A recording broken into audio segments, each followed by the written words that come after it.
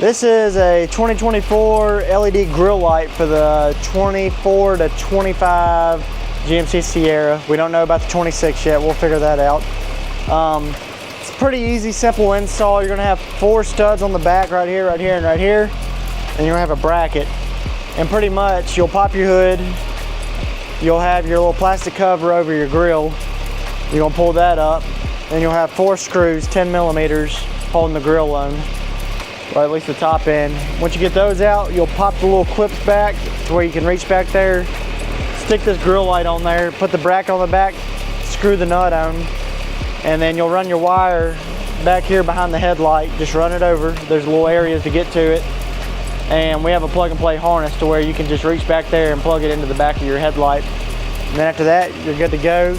Put your plastic pieces back on, and now you have a grill light to make it look like a long DRL across the whole top of it. If you want one, you can go to our website, MidSouthLED.net. We have a ton of options there. We have them for this truck. We have them for just about any other GM truck and Ford truck you can think of. Just go in there and order, and like and subscribe.